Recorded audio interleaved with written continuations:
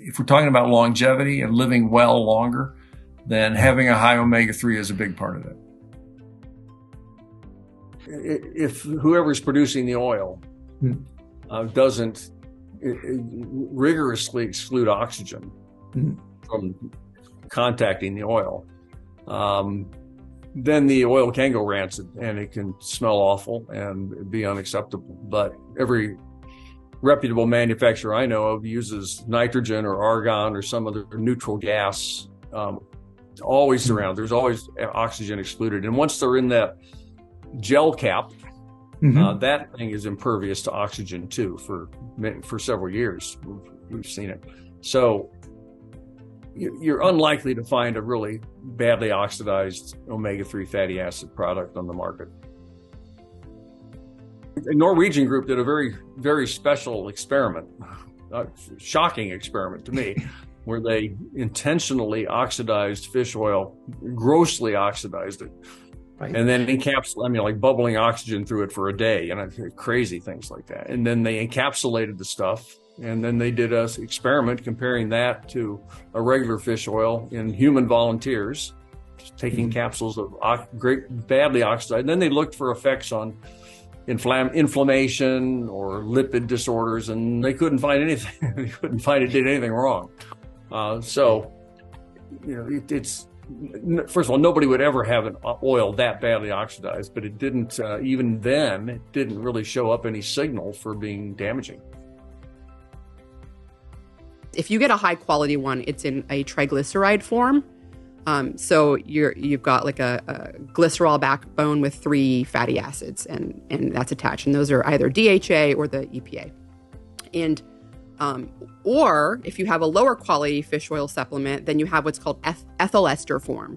And typically, the reason for that is it's when fish oil is purified, it's run through this column with alcohol or something. They cleave it off the glycerol backbone, and then it's just kind of easier to leave it like that than like re-esтерifying it, which costs more money.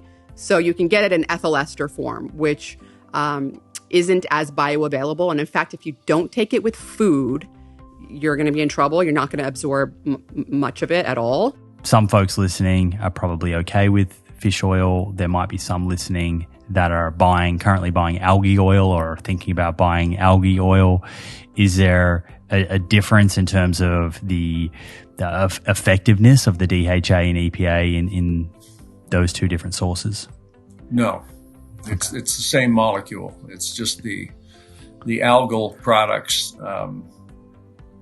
make it straight from a micro. It's a very specific species of microalgae will naturally make EPA or DHA, and they isolate the oil from those algae and put them in pills. From krill, you get what's called phospholipids, which is also a lipid, obviously from the name, but it's instead of having 3 fatty acids on a chain, you've got 2 fatty acids on a molecule. The EPA and DHA are there. They're very well absorbed from a phospholipid form, a krill oil form. It's just usually you have to take a few more capsules of krill oil to get the same dose of omega-3 than you take from fish oil. Most of the time, I'm focused when I think about my enthusiasm for omega-3. I think about the marine sources. Yes. Of EPA and DHA, but there's another source, ALA. So we generally put them in 2 camps. There's the plant-based omega-3s and then the seafood-based omega-3. And ALA has not got the cardioprotective benefits of EPA and DHA. People very often confuse those 2 sources. They think they'll list good sources of omega-3. They'll say salmon and sardines, then they'll say chia seeds and black walnuts, and just throw it all in together, and it's very misleading because the plant-based omega-3s are not nearly as potent as the marine omega-3s. My channel partner, DoNotAge.org, a health research company, recently launched its own pure omega-3, which is sustainably harvested and expertly formulated. DoNotAge Pure Omega-3 comes in triglyceride form, which is an additional step they take to ensure better absorption. They also have advanced purification technologies to remove heavy metals and other environmental toxins, click my link in the description or go to DoNotAge.org and use discount code START for 10% off every purchase. There's various ways to figure out what's an optimal amount of EPA and DHA in the diet. One way is to look at different populations, and the one we always hold up as really a great example of a high omega-3 population that has good health benefits is Japan. Traditional Japanese. I don't think the kids today in Japan are at all following the traditional route, but historically, Japanese have had blood omega-3 levels and intakes of omega-3 way on the high end, and they also live about as longer than almost anybody else does, and free of cardiovascular disease typically, or at least heart disease. They have strokes from high blood pressure, high salt diets, but they typically live, I think it's 4 or so years longer than Americans do. And I'm not sure what the Australian comparison would be, but the Japanese are a good example. Their typical intake is 800, 900, 1,000 milligrams of EPA and DHA a day. And they're exposed to that sort of level essentially from conception. That I think has good effects. We've seen, you alluded to the omega-3 index, and so I'll run with that for just a moment. We developed a blood test of omega-3 levels about coming on 20 years ago called the Omega-3 Index. And it is the amount of EPA and DHA in a red blood cell membrane. So we use, because the omega-3s like to live in membranes in the body, the easiest cell type to get at for a doctor or a researcher is a red blood cell, because they make up essentially half the blood. So we developed the test looking at the amount of EPA and DHA as a percent of the total fatty acids in a membrane. And it runs typically from 2 or 3% at the very, very lowest end to 10, 12, 15% at the high end. Again, Japanese are around 9 to 10%. Typical Americans have an omega-3 index in the 5 to 6% area. Again, vegans have omega-3 index about 3.5%, very low. And it all comes from how much you eat, how much EPA and DHA you typically eat. It's largely, almost completely. What's the dosage that you recommend people get? So I take 4 grams a day. I take 2 in the morning, 2 grams in the morning, and I take 2 grams in the evening. So yeah, I try and get 2 grams per day of EPA. And so I take over-the-counter fish oil. I know I feel better because I've done the experiment of going on and off. I take them mainly I don't have depression, but my mood is better. My joints feel better. I just feel better. And I like to think that my platelets are slipperier and they're cruising through any little obstructions in my veins or arteries. That's the image I have in my head, but I don't have any data to support that part.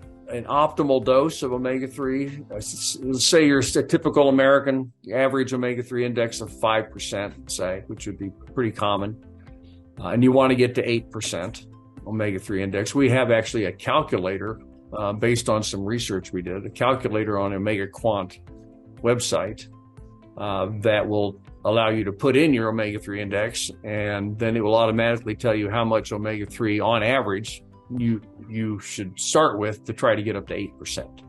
So let's take that example. If you're an omega-3 index of 4, which is not uncommon, and you want to go to 8, that from that omega-3 calculator I was mentioning earlier, you need about 1,400 milligrams a day to do that. And that estimation of 4 to 8% at that dose, 1,400, is roughly assumes about a 13-week supplementation period.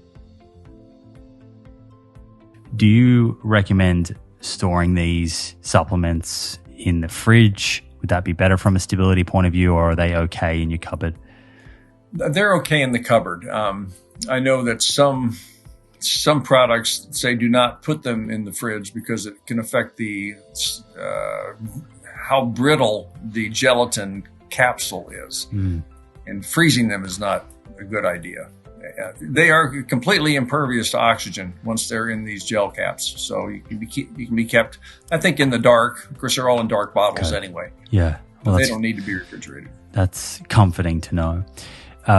And sometimes different supplements say take on an empty stomach, take with food. Yeah. Any sense with regards to DHA and EPA, what's better from an absorption point of view? Yeah, with food. Okay.